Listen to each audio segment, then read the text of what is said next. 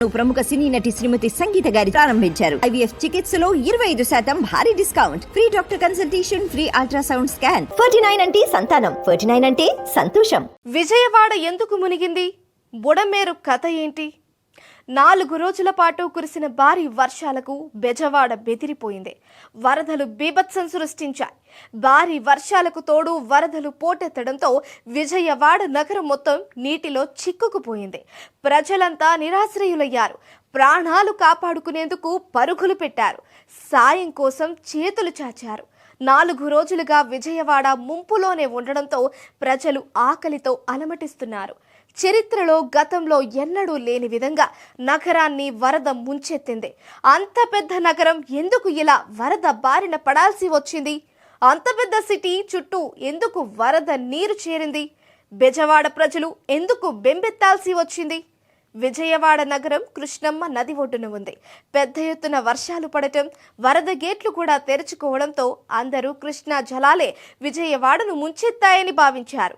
కానీ వాస్తవం అది కాదనేది చాలా మందికి తెలియదు. అవును, విజయవాడ ఈరోజు అంతటి కష్టాలను అనుభవించడానికి కేవలం కృష్ణమ్మ జలాలే కారణం కాదు అనేది సుస్పష్టం. మరి ప్రజలు అంత భారీ నష్టం చవి చూడాల్సిన పరిస్థితి రావడానికి కారణం ఏమై ఉండొచ్చు? నగర శివారుల్లోంచి ప్రవహిస్తున్న బుడమేరు అనే ఒక మాదిరి డ్రైనే ఇంతటి ప్రళయానికి ప్రధాన కారణమైందని చీఫ్ ఇంజనీర్లు చెబుతున్నారు.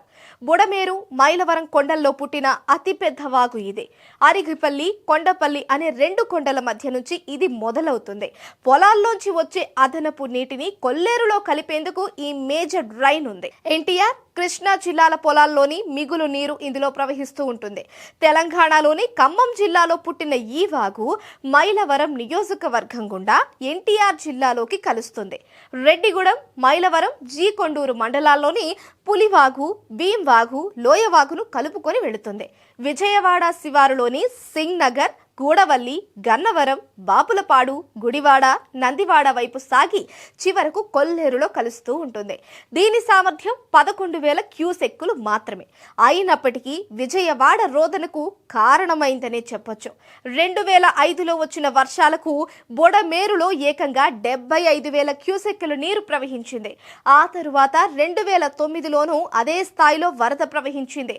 కెపాసిటీకి మించి వరద వస్తూ ఉండడంతో అది నగరాన్ని ముంచెత్తుతోంది.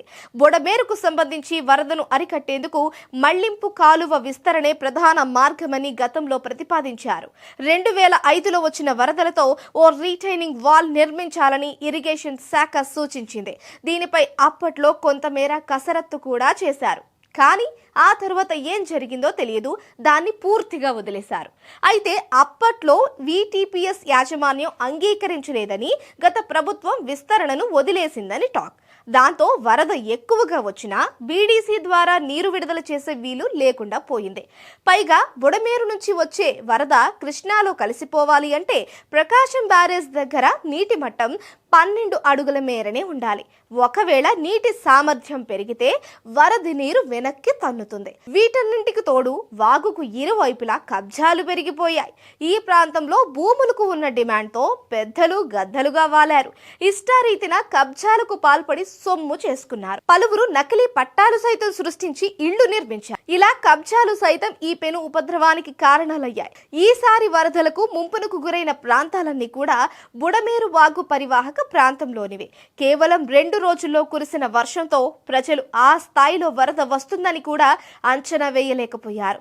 తెల్లారి లేచి చూసేసరికి వరద నీటితో నిండిపోయి ఉండడంతో ప్రజలంతా ఎటు వెళ్లలేని పరిస్థితి వచ్చింది. బుడమేరు వాగుకు కృష్ణా ప్రవాహం కూడా తోడవ్వడంతో విజయవాడ ప్రజలకు నిద్రలేని రాత్రులు తప్పలేదు. ఇప్పటికైనా బుడమేరు వాగు పరిధిలో తగిన సేఫ్టీ చర్యలు తీసుకోవాలని అక్కడి ప్రాంత ప్రజలు ప్రభుత్వాన్ని కోరుతున్నారు.